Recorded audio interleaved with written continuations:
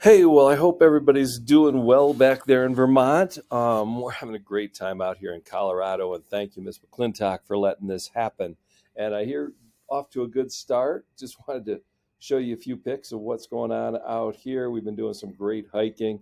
This is a place called Garden of the Gods, in unbelievable rock formations that you can hike right from our Airbnb. We made some new friends who are hot air balloonists. They're having a big hot air balloon festival. So, helping them launch this huge frog balloon. Believe it or not, that's about 6 stories tall. And yeah, unbelievable. I haven't been around hot air balloons, and that was really fun. And of course, we're here with the Air Force. So, they romped over Northern Iowa in a football game on Saturday. And that's the U.S. Air Force parajumping team jumping in with a 40-foot long American flag hanging from her foot. One of my son's squadron mates actually got to do the jump. So, pretty cool stuff. So, with that, let's talk about what I hope you're working on because we're making a little shift today. And to introduce it, you know my name. You've met me, you know a little bit about me, but this is the sticker you made, right? You made your name, put it on something, but oftentimes we want to do something a little different. So that's what we're going to talk about is how you could make a brand because if you were to look at this, you may not know that that's my brand, but it is. It's a brand I made and it tells a lot about me. Um, if you happen to read Morse code, this is my name, ALLAN in Morse code.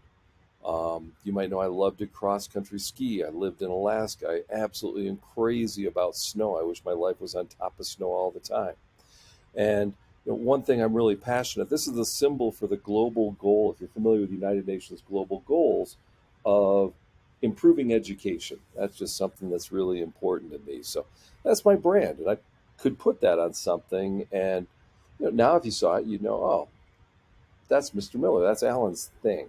That's kind of what brands are for, to catch people's attention, but do it in a way that's symbolic and not just with words. So that's going to be your challenge is can you create a personal logo or a brand?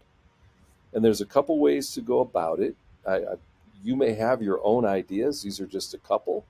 You might want to start with your initials. A lot of things you can play a lot with just your initials, and maybe that's all you need. Maybe you don't need something as complicated.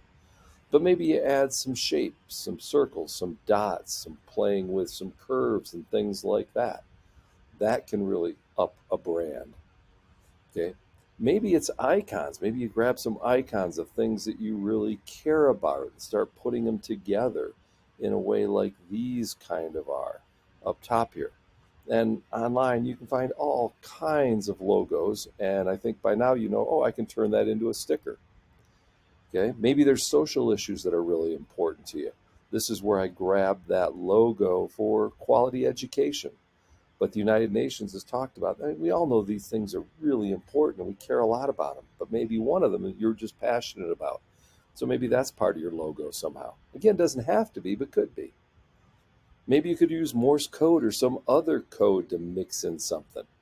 Here it's my name, down here it's the word for snow.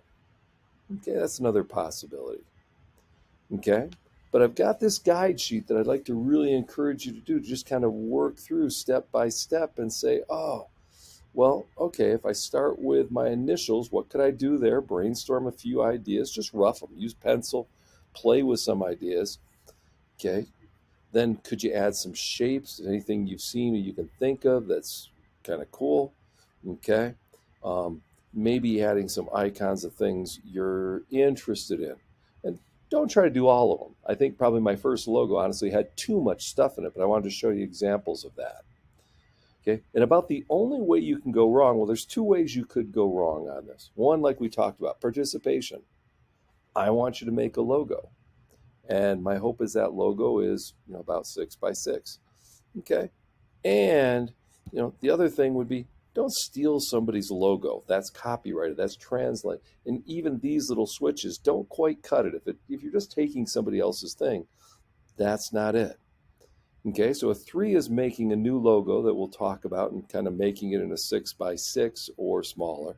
But 3.5 or 4, maybe play with some colors. Maybe play with 2 or more logos, one for yourself, one for somebody else.